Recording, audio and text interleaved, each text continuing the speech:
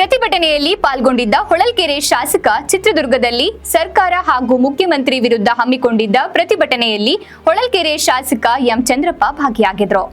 ವಾಲ್ಮೀಕಿ ಅಭಿವೃದ್ಧಿ ನಿಗಮದಲ್ಲಿ 187 ಕೋಟಿ ಹಗರಣವನ್ನ ಸರ್ಕಾರ ಮಾಡಿದ್ದು, ಇದರ ವಿರುದ್ಧ ಬಿಜೆಪಿ ಪ್ರತಿಭಟನೆಯನ್ನ ಆಯೋಜಿಸಿತ್ತು.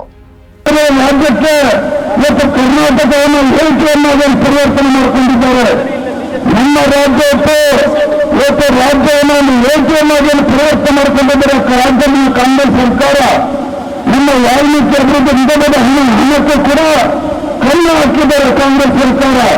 ಹಾಗಾಗಿ 187 ಕೋಟಿ ವರ್ಗಾವಣೆ ಮಾಡಿ ಅದನ್ನು ಡ್ರಾ ಮಾಡಿಕೊಂಡು ಗದ್ದೆಲ್ಲವರಿರ್ಬೋದು, ಶಿವನ್ ಪ್ರಕಾಶ್ ಪಾಟೀಲ್ ಅವರಿರ್ಬೋದು, ಅಷ್ಟೇ ಅಲ್ಲ ಸ್ವತಃ ಮುಖ್ಯಮಂತ್ರಿಗಳು ಕೂಡ ಜವಾಬ್ದಾರಿಯನ್ನು ಹೊರಬೇಕಾಗ್ತದೆ, ರಾಜೀನಾಮೆಯನ್ನು ಕೊಡಬೇಕಾಗ್ತದೆ.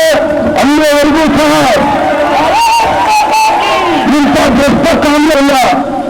ಆದ್ರೆ ಒಂದು ಕಡೆ ಅಭಿವೃದ್ಧಿ ಇಲ್ಲ, ಮತ್ತೊಂದು ಕಡೆ ಭ್ರಷ್ಟಾಚಾರ. ರಾಜ್ಯದ ರಾಜಕೀಯ ವಿಷಯದಲ್ಲಿ, ನಮ್ಮ ರಾಜ್ಯದ ವಿಷಯದಲ್ಲಿ ಇನ್ನೆಂದೂ ಕೂಡ ಈ ರೀತಿ ಭ್ರಷ್ಟಾಚಾರ ನೀಡಲಿಕ್ಕೆ ಸಾಧ್ಯ ಇಲ್ಲ. ಇವತ್ತು ಪರಿಶಿಷ್ಟ ಕನ್ನಡಕ್ಕೆ ಮೀಸಲಿಟ್ಟಿರ್ತಕ್ಕಂಥ ಅಲ್ಲ. ಪ್ರತಿಭಟನೆಯಲ್ಲಿ ಮಾಜಿ ಶಾಸಕ ತಿಪ್ಪಾರೆಡ್ಡಿ ಹಾಗೂ ಪಕ್ಷದ ಇನ್ನಿತರೆ ಮುಖಂಡರು ಕೂಡ ಪಾಲ್ಗೊಂಡಿದ್ದು ಕಂಡುಬಂತು.